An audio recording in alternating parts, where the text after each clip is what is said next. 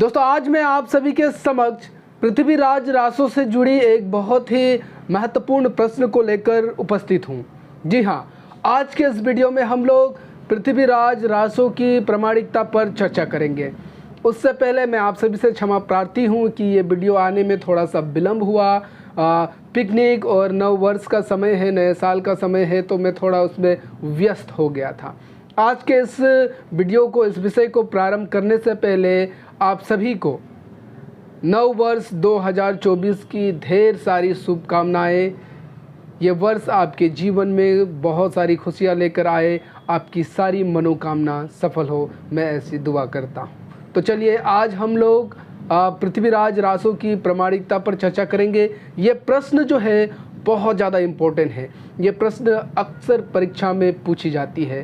इससे पहले भी मैं पृथ्वीराज के काव्य सौंदर्य पर ऑलरेडी वीडियो बना चुका हूँ। मैं डिस्क्रिप्शन पर लिंक दे दूँगा, अगर आपको उस वीडियो की खोज है तो आप लोग वहाँ पर जाकर देख सकते हैं। आज हम लोग बहुत ही इम्पोर्टेंट क्वेश्चन पृथ्वीराज रासो की प्रामाणिकता पर चर्चा करेंगे। तो चलिए बिना किसी विलंब के आज के इस विषय को शुरू करते हैं। विषय को शुरू करने से पहले नमस्कार दोस्तों, दिस इज सागर विश्वकर्मा और आप सभी का मेरे way to learning SP channel में बहुत बहुत स्वागत है। अब प्रस्तावना को लिखने से पूर्व सबसे पहले प्रामाणिकता को या फिर प्रमाण को समझिए कि प्रमाण क्या है।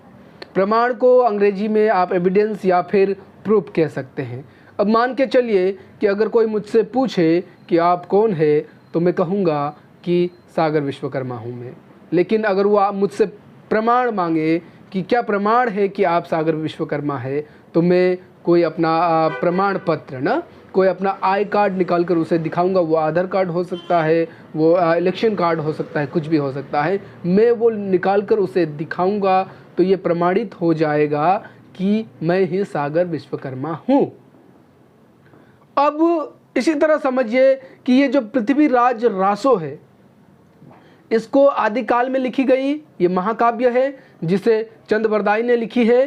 तो अब विद्वानों में पश्चात बहुत सारे तर्क हुए, बहुत मतभेद है कि कुछ विद्वान इसको प्रामाणिक मानते हैं कि ये जो पृथ्वीराज रासो है उसको चंद्रबरदाई ने लिखी है और इसमें जितनी भी कथाएं लिखी गई है, काव्य शैली में कविता है ये, तो जो भी कथाएं लिखी गई है वो पृथ्वीराज चौहान की कथा है। तो ये बात को बहुत सारे विद्वान प्रमाणित मानते हैं कि ये सत्य है। लेकिन बहुत सारे विद्वान ऐसे भी है, विशेषज्ञ ऐसे भी है जो इसे अप्रामाणिक मानते हैं। उनका मानना है कि पृथ्वीराज रासो ये जो काव्य ग्रंथ है, इसमें जो पृथ्वीराज चौहान की वीरता या फिर चरित्र चित्रण का जो वर्णन लिखा गया है, उनका जो जीवन कथा लिखा गया है, वो इतिहास सम्मत नहीं है, इतिहास से मेल नहीं खाती है, अतः ये अप्रामाणिक है, ऐसा भी मानते हैं। इसी पर आज हम लोग विस्तार से विस्तृत से चर्चा करेंगे। तो चलिए सबसे पहले आप लोग प्रस्तावना लिखिए। प्रस्तावना में लिखिए कि पृथ्वीराज रासो जो है वो आदिकालीन साहित्य की प्रसिद्ध महाकाव्य है जिसे चंद्रबरदाई ने लिखी है। अब चंद्रबरदाई के विषय में कहा जाता है कि वो पृथ्वीराज चौहान के समकालीन थे, उनके मित्र थे और उनके राजकवि थे। और इस पृथ्वीराज रासो में उन्होंने पृथ्वीराज चौहान के जीवन गाथा को, उनके चरित्र का वर्णन किया है, उनके वीरता का वर्णन किया है, उनके चरित्र का चित्रण किया है संपूर्ण काव्य में, इस ग्रंथ में। इतिहास के अनुसार पृथ्वीराज चौहान का जो शासन काल था उसको बताया जाता है सन 1178 से लेकर 1192 तक, ये उनका शासन काल बताया जाता है। लेकिन जब हम पृथ्वीराज रासो की बात करते हैं तो बहुत सारे विद्वान जो है वो पृथ्वीराज रासो को 13वीं शताब्दी का ग्रंथ बताते हैं। तो यही सब बातों को लेकर एक बहस, एक सवाल खड़ा हुआ कि पृथ्वीराज रासो जो है, जो चंद्रबरदाई द्वारा लिखी गई ये जो काव्य ग्रंथ है, ये प्रमाणित है या नहीं है। तो तमाम विद्वानों में मतभेद होता है, विवाद होता है, हर कोई अपना तर्क जो है वो सामने प्रस्तुत करते हैं। कुछ विद्वान इसे प्रमाणिक मानते हैं, कुछ विद्वान इसे अप्रामाणिक मानते हैं और कुछ विद्वान ऐसे भी हैं जो इसे अर्ध प्रमाणिक मानते हैं। मतलब कि इस काव्य में, इस ग्रंथ में कही गई आधी बात जो है वो सत्य है और आधी बात जो है वो असत्य है। पृथ्वीराज रासो का जो ये इसके प्रामाणिकता को लेकर जो विवाद है, उसका मुख्य कारण है इसके संस्करण मतलब कि पृथ्वीराज रासो जो है वो कितने भागों में निकली है, इसके कितने संस्करण है। तो इसके लगभग 4 संस्करण हमें देखने को मिलते हैं। एक है बृहत्तर रूपांतरण, दूसरा मध्यंतर रूपांतरण, तीसरा लघु रूपांतरण और चौथा जो है वो लघुत्तम रूपांतरण। तो ये 4 संस्करण हमें देखने को मिलते हैं। इनमें से कुछ पब्लिश्ड हुए हैं, प्रकाशित हुए हैं, और कुछ अभी तक प्रकाशित नहीं हुए हैं। वो कहीं कहीं हस्तलिखित रूप में संजो कर रखे गए हैं। तो अब विद्वान को ये समझ में नहीं आ रहा है, वो अस्पष्ट है कि इनमें से कौन सा संस्करण जो है, क्योंकि हर संस्करण में कही गई बात एक दूसरे से थोड़ा भिन्न है, तो कौन सा संस्करण जो है वो सत्य है, वो सच है। तो यही सब कारण से इसका विवाद हुआ। दूसरा इसका मुख्य कारण है कि लगभग सन 1875 में डॉक्टर हुलर जो है वो अपने शिष्य के साथ कश्मीर गए। मैं आगे आपको विस्तार से बताऊंगा। वहाँ पर वो उनको एक ग्रंथ मिला, पृथ्वीराज विजय, और जब उस ग्रंथ का उन्होंने अवलोकन किया तो वहाँ पर लिखी गई बातें वो इतिहास से सम्मत थी, मतलब कि इतिहास से मिलती जुलती थी। तो डॉक्टर हुलर ने कहा कि जो पृथ्वीराज रासो में कही गई बातें जो है वो अनैतिहासिक है, मतलब कि वो इतिहास से मेल नहीं खाती। तो पृथ्वीराज विजय जो है वही पृथ्वीराज चौहान की असली कहानी है, इसी पे उसका जीवन गाथा है। तो उन्होंने पृथ्वीराज रासो को फर्जी और जाली ग्रंथ बताया। तो जब उन्होंने ये बताकर उन्होंने एशियाटिक सोसाइटी ऑफ बंगाल, उसको उन्होंने एक पत्र लिखा कि ये जो पृथ्वीराज रासो है इसका प्रकाशन बंद कर दीजिए। उनके पत्र लिखने के बाद प्रतिक्रिया स्वरूप इसका प्रकाशन तो बंद हुआ, लेकिन लोगों में एक सवाल उभर कर सामने आई कि इसकी प्रामाणिकता और अप्रामाणिकता। बहुत सारे विद्वान सामने आए और वो कहने लगे कि ये प्रामाणिक है, आप कैसे इसे अप्रामाणिक कह सकते हैं। और बहुत सारे ने कहा कि ये अप्रामाणिक है। तो सभी ने अपना तर्क देना प्रारंभ कर दिया। तो एक तो इसके 4 संस्करण, दूसरा डॉक्टर हुलर द्वारा दिए गए, ठीक है। पृथ्वीराज रासो विजय को उन्होंने जब कहा कि ये इतिहास सम्मत है, और पृथ्वीराज रासो को जब उन्होंने जाली कहा, तो ये दोनों विषय जो है इसके प्रामाणिकता और अप्रामाणिकता का मुख्य विषय रहा। अब प्रस्तावना में आप इतना लिखिए। अब आगे हम लोग विस्तार से इसके प्रामाणिकता और अप्रामाणिकता को देखेंगे। देखिए, जब हम पृथ्वीराज रासो की प्रामाणिकता और अप्रामाणिकता पर बात करेंगे तो हम लोग को लगभग 2-3 बिंदु मिलेगा। एक में हम लोग लिखेंगे, देखेंगे, जानेंगे कि किन किन विद्वानों ने कौन कौन सा तर्क देकर इसको प्रामाणिक बताया है, और दूसरे में हम लोग जानेंगे कि किन किन विद्वानों ने, किन किन विशेषज्ञों ने कौन कौन से तर्क देकर इसे अप्रामाणिक बताए हैं, और उसको भी देखेंगे हम लोग कि किन विद्वानों ने इसे अर्ध प्रामाणिक बताया है। ये जो अर्ध प्रामाणिक वाला बात जो है ये मुझे थोड़ा सही और सत्य लगा, क्योंकि ये एक महाकाव्य है, और आपको जैसे कि पता है कि कविता जो है वो कल्पित भी हो सकती है, वो कल्पना के आधार पर भी लिखी जा सकती है। तो यहाँ पर कल्पना का समावेश भी हो सकता है।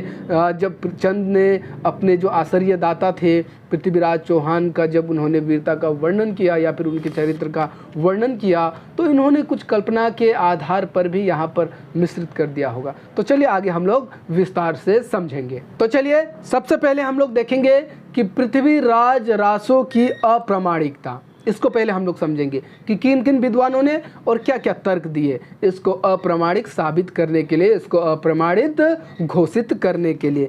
पृथ्वीराज रासो को अप्रमाणित मानने वाले विद्वान कुछ इस प्रकार है। सबसे पहले तो डॉक्टर हुलर को ही आप लिख लीजिए, गौरी शंकर हीरानंद ओझा, उसके बाद मुंशी देवी प्रसाद, आचार्य रामचंद्र शुक्ल इत्यादि। हम बहुत ज़्यादा की चर्चा नहीं करेंगे ये, क्योंकि ये 15 मार्क्स या फिर 18 मार्क्स का प्रश्न के लिए रहेगा।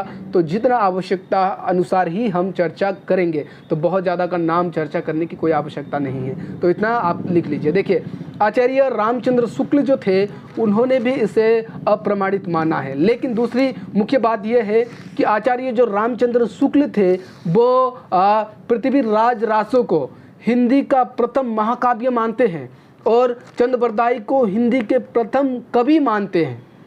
ये मानना, इसको प्रथम महाकाव्य मानना और चंद को प्रथम कवि मानना अलग बात है, और इसे अप्रमाणित मानना मतलब कि ये प्रमाणित नहीं है, ये इतिहास सम्मत नहीं है, ये अलग बात है। तो आप कंफ्यूज मत होइएगा, क्योंकि उस वीडियो में मैंने आपको बताया हुआ है पृथ्वीराज रासो का काव्य सौंदर्य वाले वीडियो में कि आचार्य रामचंद्र शुक्ल ने पृथ्वीराज रासो को हिंदी का प्रथम महाकाव्य और चंद को हिंदी के प्रथम कवि माने हैं। तो आप लोग कंफ्यूज नहीं होइए, ये अलग अलग बातें हैं दोनों, ठीक है। तो ये कुछ इस तरह से हैं, इन लोगों ने पृथ्वीराज रासो को अप्रमाणित माना है। सबसे पहले तो मैंने आपको डॉक्टर हुलर की कथा बता ही दी कि 1875 में वे अपने शिष्य जेम्स हर्वर्ड के साथ मिलकर हस्तलिखित ग्रंथ की खोज में कश्मीर गए। हस्तलिखित ग्रंथ, इसको समझिए क्या है। हस्त मतलब हाथ और लिखित मतलब लिखा हुआ, तो हाथ से लिखा हुआ ग्रंथ। वैसे तो आप बोल सकते हैं कि सर हाथों से ही तो लिखी जाती है, पैरों से थोड़ी लिखी जाती है। यहाँ चीज़ों को समझिए कि जो हाथों से लिखा गया, ठीक है, जो प्रिंट होकर नहीं आया, जो हाथों से लिखा गया असली ग्रंथ, ठीक है, उसके खोज में वे कहाँ गए, अपने शिष्य जेम्स हर्वर्ड के साथ में वे कश्मीर गए हैं और वहाँ उनको पृथ्वीराज विजय नामक एक ताड़पत्रीय ग्रंथ मिली। ताड़पत्रीय मतलब ताड़ के पत्तों में लिखी गई ग्रंथ। पहले जो थे वो लोग, जो हमारे पूर्वज थे, वो पत्तों पर या फिर बार्क ऑफ ट्री ना, गच्छी के छालों पर, इन सब पर लिखा करते थे, शिलालेखों पर लिखा करते थे, ठीक है। तो वही जनरेशन टू जनरेशन ट्रांसफर होकर हम लोगों तक पहुंची है। तो ये जब कश्मीर गए तो वहाँ उनको एक पृथ्वीराज विजय नामक ताड़पत्रीय ग्रंथ मिली, हाथों से लिखी हुई, ठीक है। और जब उसका इन लोगों ने अवलोकन किया, उसको पढ़ा, तो इनको क्या मिला कि उसमें कही गई बातें जो है वो हिस्ट्री में कही गई बातें से, इतिहास मतलब हिस्ट्री, पृथ्वीराज चौहान के बारे में हिस्ट्री में जितनी भी बातें कही गई है उससे मेल खाती थी। और उसमें दिए गए जो समय था, जो तिथि था, वो भी हिस्ट्री से मेल खाती थी, मतलब कि इतिहास सम्मत थी। तो इन्होंने मान लिया कि ये जो पृथ्वीराज जो विजय है, ये सही मायनों में पृथ्वीराज चौहान की असली कथा है, क्योंकि ये इतिहास से सम्मत है, इतिहास से मेल खाती है। और उसको अवलोकन करने के बाद में इन्होंने पृथ्वीराज रासो को जाली, फर्जी और अप्रमाणित घोषित किया। और जो उस समय में जो क्या आपका एशियाटिक सोसाइटी ऑफ बंगाल नामक प्रिंटिंग प्रेस में जो धड़ाधड़ ये जो पृथ्वीराज रासो की प्रतियां जो छप रही थी, उसको उन्होंने पत्र लिखा कि ये जाली है, ये फर्जी है, ये इसमें कही गई बातें जो है वो इतिहास सम्मत नहीं है। जो हमारे पाठक होंगे उसको गलत जानकारी मिलेगी, गलत इतिहास वो पढ़ेंगे, इसलिए इसको बंद कर दीजिए। प्रतिक्रिया स्वरूप इसको तो बंद कर दिया गया, इसका जो छपना था, प्रकाशन था, बंद किया गया। लेकिन अब सवाल उभर कर सामने आया कि ये कैसे अप्रमाणित हो सकता है, इसमें कही गई बातें, हो सकता है बहुत सारी बातें मेल ना खाती हो, लेकिन ये अप्रमाणित कैसे हो सकता है। तो बहुत सारे विद्वान और बहुत सारे विशेषज्ञों का वर्ग जो है निकल कर सामने आया। तो इस तरह से ये विवाद जो है वो शुरू हुआ। और उसी के बाद जो गौरी शंकर हरिश्चंद्र ओझा थे, ये भी पृथ्वीराज रासो को अनैतिहासिक मानते हैं। अनैतिहासिक मतलब जो ऐतिहासिक से, इतिहास से, हिस्ट्री से सम्मत नहीं है, हिस्ट्री से मेल नहीं खाती हो, ऐसा मानते हैं। तथा उन्होंने इसका जो रचना काल था उसको लगभग 1543 ईस्वी का बताया, जो कि पृथ्वीराज चौहान से बहुत बाद की है। अगर चंद जो थे वो पृथ्वीराज के समकालीन थे और पृथ्वीराज के समय के थे, तो फिर इसकी रचना जो है 1543 को कैसे हो सकती है। तो ये इतिहास से, हिस्ट्री से मेल नहीं खाती है, ऐसा उन्होंने बताया। उसके बाद वहीं बहुत सारे हिंदी साहित्य के इतिहासकारों ने इसे अप्रमाणित माना है, जिनमें कुछ नाम इस प्रकार है: डॉक्टर ग्रियेशन, आचार्य रामचंद्र शुक्ल, उसके बाद डॉक्टर राम कुमार वर्मा आदि आदि। ये सब भी इसे अनैतिहासिक मानते हैं और इसे अप्रमाणिक मानते हुए तर्क देते हैं। अब तर्क को आप लोग पॉइंट पॉइंट कर कर लिखिए कि ये लोग क्या तर्क देते हैं, कौन सा तर्क देते हैं, कौन सा आर्ग्यू करते हुए ये लोग इसे अप्रमाणित बताते हैं, मतलब कि जो प्रूफ नहीं है। सबसे पहला तर्क ये देते हैं कि रासों में उल्लेखित घटनाएं वो नाम इतिहास से मेल नहीं खाती। मतलब कि पृथ्वीराज रासों में जो उल्लेखित जो घटनाएं बताई गई, बहुत सारे घटना जो बताए गए हैं, जैसे कि बहुत सारे घटना है, पृथ्वीराज रासों एक बहुत बड़ा महान महाकाव्य है, तो बहुत सारी घटनाओं का जिक्र उसमें मिलता है। तो जो घटनाएं हैं और वहाँ पर जो पात्रों के नाम है वो इतिहास से, वो हिस्ट्री से मेल नहीं खाती है। तो ये पहला उन लोगों ने तर्क दिया जो लोग इसे अप्रमाणित मानते हैं। दूसरा तर्क देते हैं कि पृथ्वीराज का दिल्ली जाना, संयोगिता, स्वयंवर आदि घटनाएं भी कल्पित है। मतलब कि पृथ्वीराज राज चौहान जो थे वो किस तरह से दिल्ली गए और किस तरह से उन्होंने संयोगिता से भी स्वयंवर किया, स्वयंवर मतलब शादी किया, ठीक है, विवाह किया। ये सारी घटनाएं हिस्ट्री में नहीं मिलती है। तो ये क्या है? कल्पित है। कल्पित मतलब कि कल्पनाओं के आधार पर लिखी गई है, इसलिए ये जो है वो अप्रमाणित है। तीसरा तर्क देते हैं कि पृथ्वीराज द्वारा गुजरात के राजा, ठीक है, गुजरात के राजा भीम सिंह का वध भी इतिहास सम्मत नहीं है। कि पृथ्वीराज राजसों में जिक्र मिलता है कि किस तरह से उन्होंने गुजरात के राजा भीम सिंह का वध किया है, लेकिन हिस्ट्री में ऐसा कोई भी चर्चा, वर्णन जो है हम लोगों को देखने को नहीं मिलता है। चौथा तर्क वो देते हैं कि चौहान के माता का नाम भी कुरपुरी था, ठीक है। हिस्ट्री के अनुसार पृथ्वीराज चौहान के माता का नाम जो था वो कर्पूरी, सॉरी नॉट कुरपुरी, कर्पूरी था, लेकिन इसमें पृथ्वीराज रासों में कमला बताया गया है। तो ये सब चीज़ें जो है इसे अप्रमाणित घोषित कराती है। और तर्क देते हैं कि पृथ्वीराज चौहान का 14 विवाह, पृथ्वीराज रासों में पृथ्वीराज चौहान के 14 विवाह का वर्णन मिलता है, देखने को मिलता है। तो ये भी इतिहास सम्मत नहीं है, ये भी अनऐतिहासिक है। मतलब कि हिस्ट्री में ऐसी कोई साक्ष्य, ऐसी कोई एविडेंस नहीं मिलती कि उन्होंने 14 मैरिज जो है वो की है। फिर अगला देते हैं कि रासों में दी गई तिथियां, जो डेट्स बताए गए हैं पृथ्वीराज रासों में, वो अशुद्ध है, वो मतलब कि हिस्ट्री से नहीं मिलते हैं, वो अशुद्ध है, तो इसी कारण ये अप्रमाणित हो सकती है। और सातवां तर्क देते हैं कि पृथ्वीराज द्वारा जो गोरी वध किया गया था, कि किस तरह से उनका आँख में मतलब सलाखें ढाल कर ना, जलती हुई गर्म लोहे की सलाखें ढाल कर आँख को फोड़ी जाती है, और किस तरह से चंद भी वहाँ आता है और वो बाणों से, शब्दभेदी बाणों से वे किस तरह से गोरी का वध करते हैं। तो ये चीज़ जो है वो हिस्ट्री में नहीं मिलती, ठीक है। तो इसीलिए ये सारे जो इसे अप्रमाणित मानते हैं वो लोग ये सब तर्क जो है वो सामने रखते हैं और पृथ्वीराज रासों को अप्रमाणित बताते हैं। चलिए, बहुत ज़्यादा लिखने की ज़रूरत नहीं है, 7 पॉइंट हम लोगों ने लिख लिया। अब जब जो लोग इसे प्रमाणित बताते हैं उनके भी हम लोग 7 पॉइंट को देखेंगे। चलिए, अप्रमाणिकता में इतना लिख दिया। अब देखते हैं कि पृथ्वीराज रासों को कौन कौन विद्वान और क्या क्या तर्क देकर इसे प्रमाणित मानते हैं। बहुत सारे विद्वान ऐसे हैं जो पृथ्वीराज रासों को, चंद बरदाई द्वारा लिखी गई पृथ्वीराज रासों महाकाव्य ग्रंथ को प्रमाणित मानते हैं। उसमें सबसे पहला नाम तो आप देख लीजिए, जैसे कर्नल टाड। कर्नल टाड वो यहाँ के नहीं है, ठीक है, बाहर के हैं। इन्होंने सबसे पहले तो पृथ्वीराज रासों को प्रमाणिक माना, और इसको प्रमाणिक मानते हुए उसके लगभग 30,000 पदों का, 30,000 पदों का, ठीक है, 30,000 पदों का अंग्रेजी में अनुवाद किया है। एक तो इसको प्रमाणित माना है और 30,000 पदों को अंग्रेजी में, इंग्लिश में इन्होंने ट्रांसलेट किया है।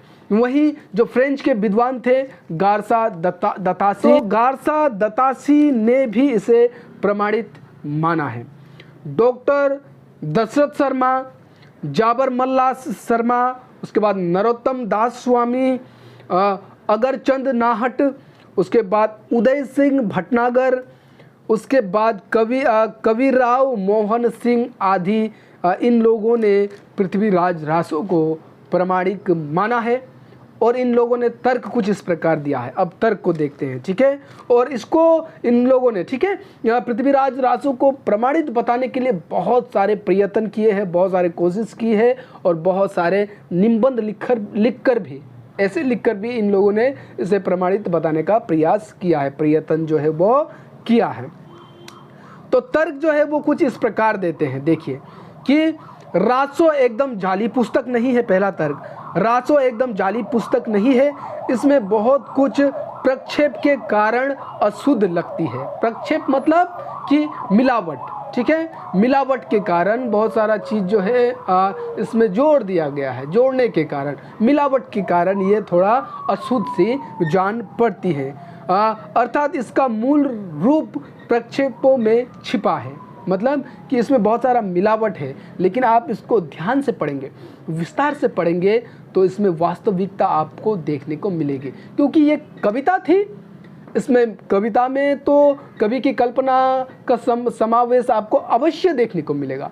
तो उस कल्पना का, उस मिलावट के कारण, ठीक है, तो इसके कारण ये थोड़ा अशुद्ध सा जान पड़ता है। लेकिन ध्यान से पढ़िए तो ये भी इसमें बहुत सारे आपको वास्तविकता जो है, प्रामाणिकता जो है वो मिल जाएगी। दूसरा देखिए कि रासो इतिहास ग्रंथ न होकर काव्य रचना है। ये बहुत बड़ी बात कही है कि रासो जो था वो हिस्टोरिकल बुक नहीं है, हिस्टोरिकल ग्रंथ नहीं है, ठीक है। तो इसमें आप हिस्ट्री की खोज करेंगे तो वो इस ग्रंथ के साथ भी अन्याय होगा, समझ गए ना। ये एक काव्य रचना है, जिस तरह से रामायण महाभारत एक काव्य ग्रंथ है। ऐसा नहीं है कि वो हिस्ट्री नहीं है, वो भी हमारी हिस्ट्री है, वो भी हमारी इतिहास है। लेकिन इसको इतिहास के नज़रिए से नहीं लिखा गया है, ठीक है। इसको हिस्ट्री बुक, हिस्ट्री ग्रंथ सोचकर नहीं लिखा गया है। ये एक काव्य ग्रंथ है और काव्य ग्रंथ पे आपको कवि का समावेश, कवि का सोच, कवि की कल्पना आपको अवश्य देखने को मिलेगी। तो ये एक हिस्टोरिकल बुक नहीं है, बल्कि ये एक क्या है, काव्य रचना है। अतः इसे इतिहास के नज़रिए से देखकर, ठीक है, हिस्टोरिकल पॉइंट ऑफ व्यू से देखकर आप इसको अप्रमाणित घोषित करेंगे तो ये इस ग्रंथ के साथ में क्या होगी, अन्याय होगी।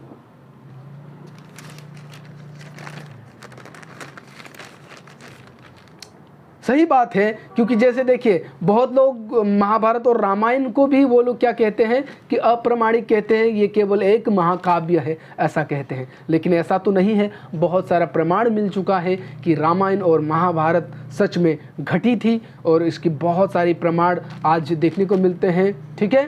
तो लेकिन ये हो सकती है कि इसमें कही गई बातों में कवियों ने, ठीक है, अतिशयोक्तिपूर्ण वर्णन किया होगा कि किस तरह से अर्जुन ने एक बाण छोड़ा और उस बाण से 100 बाण निकल गए। तो ये कवि की कल्पना हो सकती है कि हनुमान ने पहाड़ को स्वयं हाथों पे उठा लिया, हो सकता है ये कवि की कल्पना है। लेकिन ये नहीं है कि आप इसको देखकर रामायण को या फिर आप महाभारत को आप ये अप्रमाणित है कहेंगे तो नहीं होगा, ठीक है। और आप इस तरह से अगर आप ये कहेंगे कि जैसे पुष्पक विमान में रावण उड़ता है तो ये हो ही नहीं सकता है। अगर हो ही नहीं सकता है तो आज हेलीकॉप्टर और एरोप्लेन जो है वो कैसे उड़ रहा है। अगर ये संभव था तो वो संभव क्यों नहीं है, ठीक है। तो ये इस तरह से उन लोगों ने तर्क दिए हैं। खैर मैं थोड़ा विषय से भटक रहा हूँ, फिर टॉपिक पर आइए।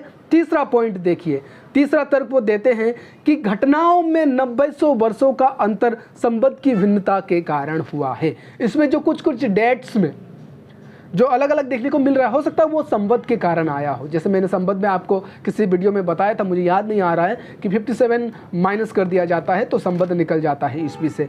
तो ठीक उसी तरह एक विद्वान थे विष्णुलाल पांड्या, उन्होंने एक कल्पित आनंद संबंध निकाला था। कल्पित मतलब कि कुछ शायद कल्पना करके निकाला था। तो उसके अनुसार यहाँ पर पृथ्वीराज रासो में जो डेट्स कही गई है वो बिल्कुल शुद्ध है और सही है और प्रमाणित है। चौथा तर्क देते हैं कि रासों में अरबी फारसी के शब्दों का पाना भी इसको प्रमाणित सिद्ध करती है या फिर कराती है। जी हाँ, रासो साहित्य को अगर आप पढ़ेंगे, पृथ्वीराज रासो की बात कर रहा हूँ, तो वहाँ पर बहुत सारे आपको अरबी और फारसी के शब्द जो है वो देखने को मिलेंगे। तो ये भी इस बात का प्रमाण है, क्योंकि चंद लाहौर के माने जाते थे और उस समय में लाहौर पे मुसलमानों का शासन आ चला था, तो उसका प्रभाव यहाँ पर हमें देखने को मिलता है। तो लैंग्वेज के अकॉर्डिंग ना, भाषा के आधार पर देखें, भाषा के अनुसार भी देखें तो ये प्रमाणित होती है। चलिए, ये मैं प्रमाण नहीं कर रहा हूँ, मैं विद्वानों के तर्क को आपको बता रहा हूँ, फिर आप लोग मुझसे मतभेद या फिर विवाद करने मत लग जाइएगा। चलिए अगला पॉइंट देखिए, 5वां पॉइंट।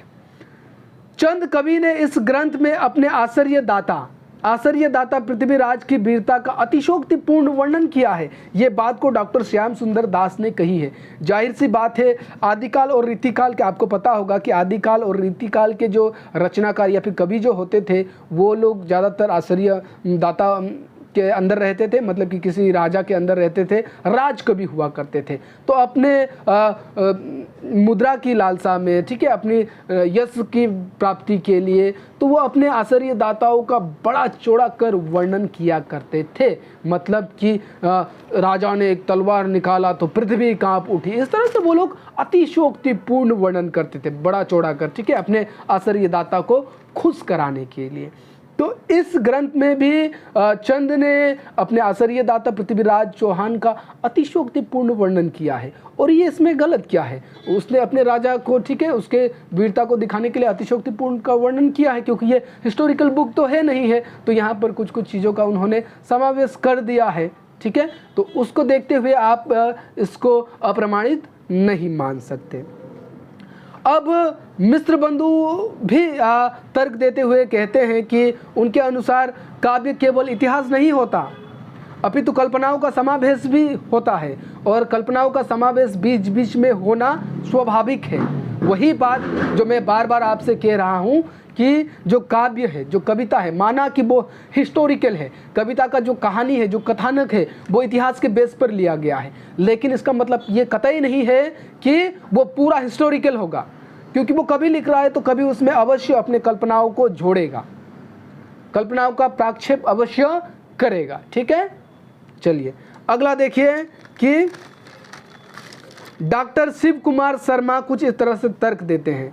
रासों का लघुत्तम संस्करण, लघुत्तम, मैंने 4 संस्करण आपको बताए थे, और उसमें सबसे छोटा संस्करण, लघुत्तम संस्करण, वो मौलिकता के बहुत निकट है। मतलब कि उसमें कही गई बातें, ठीक है, उसमें जो चर्चित बातें हैं, वो पृथ्वीराज चौहान की कहानी से, हिस्ट्री से बहुत अधिक मिलती जुलती है या फिर आसपास है।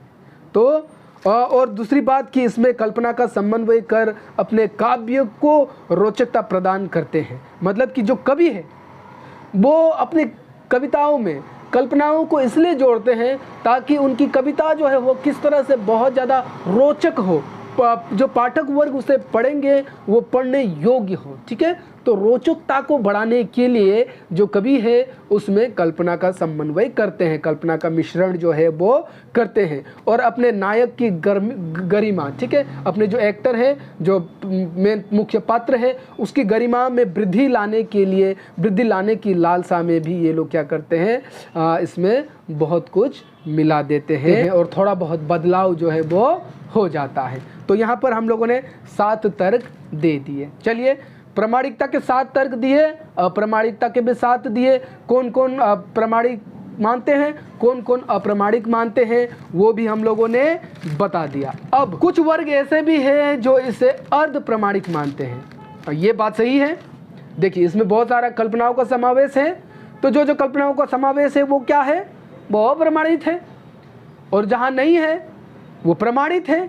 तो मतलब कि अर्ध प्रमाणित, इसमें कही गई कुछ आधी बातें जो है वो सत्य है, हिस्टोरिकल है। और जब हम इसकी अर्ध प्रमाणिकता की बात करते हैं तो आचार्य हजारी प्रसाद द्विवेदी का नाम सबसे मुख्य रूप से हमें देखने को मिलता है, क्योंकि उन्होंने इसे अर्ध प्रमाणिक माना है। आचार्य हजारी प्रसाद द्विवेदी लिखते हैं, उनके अनुसार इन पदों के प्रकाशन के बाद अब इस विषय में किसी को संदेह नहीं रह गया है कि चंद नामक कवि पृथ्वीराज के दरबार में अवश्य थे। ठीक है, यहाँ कोई डाउट नहीं है, कोई संदेह नहीं है कि चंद वरदाई नामक कवि जो थे वो पृथ्वीराज के, राज चौहान के राज कवि थे और उन्होंने ये ग्रंथ भी लिखा है। इसमें भी कोई मतभेद नहीं है, ये प्रमाणित है। और वर्तमान जो हम लोग रासो साहित्य पढ़ते हैं, रासो के जो कुछ छंद पढ़ते हैं, उसमें भी पृथ्वीराज रासो के मूल छंद हमें देखने को मिलते हैं। वही उन्होंने दूसरी ओर एक बात क्या लिखी है कि ये ग्रंथ सुख सुखी संवाद के रूप में रचा गया था। सुख सुखी का अर्थ आप ढूंढेंगे तो तोता मैना आएगा। ठीक है, अब तोता मैना से समझिए वो एक तोता मैना का जिक्र जो है अक्सर प्रेम वर्णन के लिए किया जाता है। तो पृथ्वीराज रासो को भी आप पढ़ेंगे तो किस तरह से पृथ्वीराज चौहान किसी से विवाह करने के लिए, जैसे शशिव्रता विवाह देख लीजिए, ठीक है, उसका संयोगिता विवाह देख लीजिए। ठीक है, तो यहाँ पर प्रेम का ज़्यादा वर्णन देखने को मिलता है, तो तोता मैना की तरह।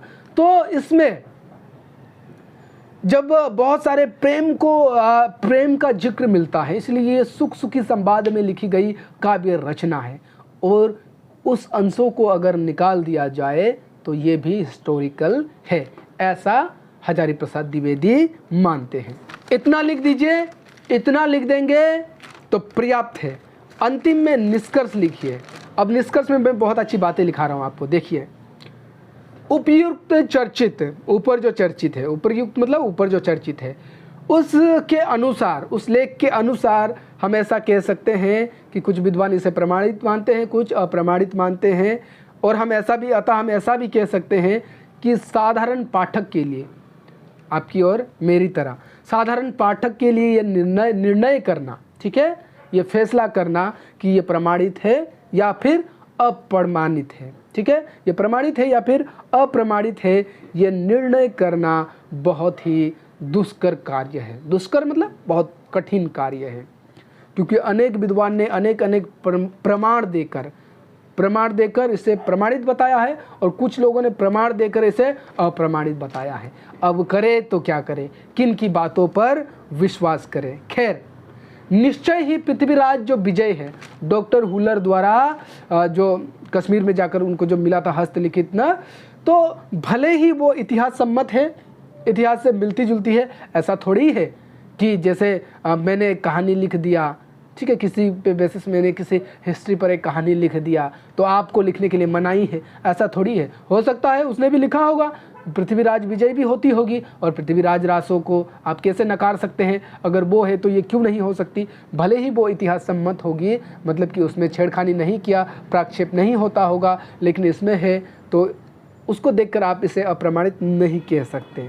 तब भी प्रक्षिप्त अंशों को, ठीक है, मिलावट वाले अंशों को अगर हम निकाल दें तो इसके मौलिक स्वरूप पर अगर हम विचार करें तो पृथ्वीराज रासो भी वास्तविक जान पड़ती है और प्रमाणित हो जाती है। निष्कर्ष में आप इतना लिख दीजिए। अगर आप ऐसा लिखेंगे तो आप सभी तर्कों से बच जाएंगे और आपको कोई तर्क नहीं करेगा।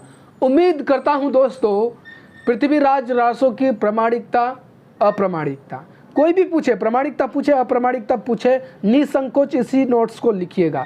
क्योंकि जब आप प्रामाणिकता की बात करेंगे तो ऐसा कतई नहीं होगा कि आप प्रामाणिकता की ही बात करके आएंगे, आपको अप्रामाणिकता की बात अवश्य ही करनी पड़ेगी। और जब आप अप्रामाणिकता की बात करेंगे तो प्रामाणिकता की बात भी अवश्य ही करनी पड़ेगी। और हम लोगों ने कुछ विद्वानों का तर्क भी दिया, तो ऐसा लिखकर किसी भी सेमेस्टर एग्जाम में आपसे पूछे, आप इस तरह से लिखकर आइए। आपको डेफिनेटली जितने अंक का प्रश्न होगा उससे 1-2, क्योंकि आपके स्पेलिंग मिस्टेक्स के कारण काटा जा सकता है, वर्तनी के कारण, लेकिन आपको डेफिनेटली अधिक से अधिक अंक दिया जाएगा और आप अच्छी खासी अंक प्राप्त करेंगे। क्योंकि हमने भी अपने स्नातक या फिर स्नातकोत्तर के समय में इसी तरह से अंक प्राप्त किया था। तो ये वीडियो देखने के बाद उम्मीद करता हूँ आपको विषय बहुत क्लियर हो गया होगा, समझ में आ गई होगी। अब आपको शायद दूसरी वीडियो इस विषय पर देखने की आवश्यकता ना पड़े। दोस्तों इसी तरह मैं आप लोगों के रिक्वेस्ट के अनुसार उस टॉपिक पर वीडियो बनाता हूँ। हो सकता है कभी कभी डिले हो जाती है, लेकिन मैं अवश्य कोशिश करता हूँ। मेरा जो वीडियो होता है वो आप लोगों के डिमांड के अनुसार ही होता है। आप सोच रहे होंगे कि मैंने तो डिमांड नहीं की थी, तो आप अकेले नहीं हैं, बहुत लोग हैं और अलग अलग लोगों की अलग अलग डिमांड रहती है। मैं सभी का फुलफ़िल नहीं भी कर पा रहा हूँ, लेकिन चिंता मत करिए, मैं अपने डायरी पर लिख कर रखता हूँ। क्या पता कब आपका नंबर लग जाए, इसीलिए आप कमेंट करते रहिए। वीडियो पसंद आए तो लाइक करें, लाइक अवश्य कर दीजिएगा, और अब तक बने हैं तो अवश्य ही पसंद आया होगा। और कुछ पूछना हो, अपना कुछ सुझाव देना हो या किसी अन्य टॉपिक पर डिमांड हो तो मुझे कमेंट करिए, ठीक है। और अपना भी बताइए कि आपको क्या लगता है कि पृथ्वीराज रासो जो है वो प्रमाणित है या अप्रमाणित है। चलिए आपका विचार भी मुझे कमेंट करके अवश्य बताइए। चैनल को अब तक सब्सक्राइब नहीं किया है तो चैनल को सब्सक्राइब करके बेल आइकन को दबाकर ऑल पर क्लिक अवश्य करें, ताकि अगली बार मैं कोई भी वीडियो बनाऊं तो अगर आप बेल आइकन को दबाकर ऑल पर क्लिक नहीं करेंगे तो आपको नोटिफिकेशन नहीं मिलेगा और आप हो सकता है बहुत इंपॉर्टेंट वाले वीडियो से छूट जाए, वंचित रह जाए, ठीक है। तो ऑल पर क्लिक अवश्य कर दीजिएगा। अपने दोस्तों को भी शेयर करिए ताकि उनकी भी मदद हो जाए, ठीक है। और फिर से अंतिम में आप सभी को 2024 के लिए बहुत सारी शुभकामनाएं, आपकी सभी मनोकामना पूरी हो। चलिए तब तक के लिए मुझे दीजिए इजाज़त, मिलते हैं बहुत जल्दी किसी अन्य विषय के साथ। जय हिंद, जय भारत, नमस्कार।